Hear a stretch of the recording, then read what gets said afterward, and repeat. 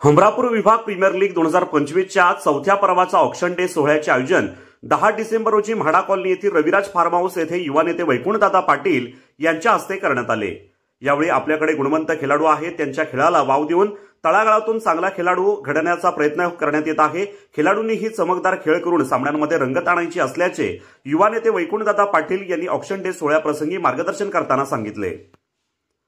तर क्रिकेटची आवड असणारेच क्रिकेट सामने भरवत असतो व क्रिकेट खेळाडूंना प्रोत्साहन देत असतो। हे काम वैकुंठदादा पाटील हे उत्तम प्रकारे करत असून खेळाडूंना मैदान उपलब्ध करून देत असल्याचे समाजसेवक दत्ता कांबळे यांनी सांगितले। या हमरापूर विभाग प्रीमियर लीग ऑक्शन डे सोहळ्याचा शुभारंभ युवा नेते, जिल्हा परिषद माजी विरोधी पक्षनेते तथा भाजप जिल्हा उपाध्यक्ष वैकुंठदादा पाटील यांच्या हस्ते श्री गणेशाला पुष्पहार अर्पण करून व दत्ता कांबळे यांच्या हस्ते श्रीफळ वाढवून करण्यात आले। या क्रिकेट सामन्यांचा थरार 2 जानेवारी ते 6 जानेवारी पर्यंत असा 5 दिवस क्रिकेट प्रेमींना पाहायला मिळणार आहे। यावेळी युवा नेते वैकुंठदादा पाटील, भाजप रायगड जिल्हा सरचिटणीस मिलिंद पाटील, समाजसेवक दत्ता कांबळे, हिरामण कोकाटे, निलकंठ म्हात्रे, गोपीनाथ मोकल, ॲडव्होकेट शिरीष सावंत, महेश भिकावले, पत्रकार विजय मोकल, ॲडव्होकेट जगदीश पाटील आदी मान्यवर तसेच अध्यक्ष सत्यदादा पाटील, उपाध्यक्ष समाधान पाटील, सचिव जयेश पाटील, सल्लागार पत्रकार विनायक पाटील, खजिनदार दिगंबर नागे, सहसल्लागार दत्तात्रय म्हात्रे हे उपस्थित होते।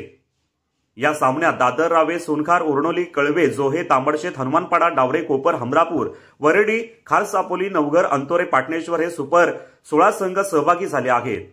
या सामन्यांसाठी आकर्षक बक्षीस म्हणून प्रथम क्रमांक 1 लाख रुपये व आकर्षक चषक, द्वितीय क्रमांक 50,000 व आकर्षक चषक, तृतीय व चतुर्थ क्रमांक 25,000 आणि आकर्षक चषक असे ठेवण्यात आले असून सर्व क्रिकेट प्रेमींना या स्पर्धेची उत्कंठा लागलेली आहे। सदर स्पर्धा जोहे येथील जय गिरोबादेव मैदानावर खेळवण्यात येणार आहे।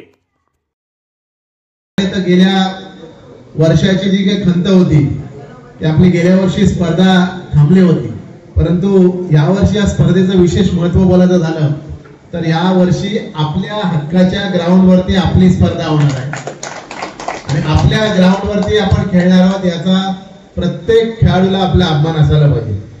मला माहिती आहे की स्पर्धा बऱ्याच होतात, परंतु आपल्या स्पर्धेचं जे काही नियोजन असतं त्या नियोजनासाठी या सर्व कमिटी मेंबर्सना, अध्यक्ष उपाध्यक्षांना माझ्याकडून खूप खूप शुभेच्छा आणि त्यांचं अभिनंदन।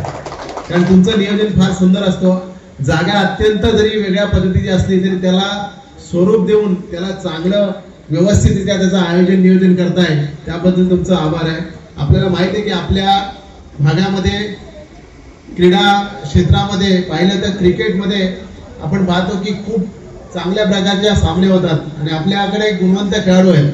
मला माहित आहे की आपण गेल्या वेळेला रायगड प्रीमियर लीग मध्ये सुद्धा आपली स्पर्धा आणि आपले खेळाडू त्या ठिकाणी पोहोचले होते, परंतु याच खेळाडूंना वारंवार व्यासपीठ देणं, त्यांची तयारी करणं, त्यांना पुढे पाठवणं, निश्चितपणे आता टेनिस क्रिकेटला सुद्धा चांगलं युग आलेलं आहे। आपण पाहतोय की T10 स्पर्धा जी काय पार होते त्या स्पर्धेच्या माध्यमातून आपल्या भागातले सुद्धा खेळाडू टेनिसपटू मोठ्या मोठ्या स्पर्धांमध्ये आता खेळायला जातात। आपण पाहतो की गोलंदाजाच्या बाबतीत बोलायचं झालं तर गोलंदाज सुद्धा टेनिस गोलंदाज आपण पाहतोय की नवीन नवीन टेस्ट आणि नवीन नवीन क्रीडा प्रकार आपल्याला पाहायला मिळतात। आपल्या खेळाडूंसाठी आपल्याला व्यासपीठ निर्माण करणं गरजेचं आहे, खेळाडूंसाठी ग्राउंड निर्माण करणं, खेळाडूंच्या स्पर्धा घेणं, या सगळ्या ज्या काही योजना आहेत त्या आपल्या ग्रामीण भागातील तळागाळातील खेळाडूंसाठी होणं महत्त्वाचं आहे आणि त्या दृष्टिकोनातून मी या ठिकाणी काम करत आहे।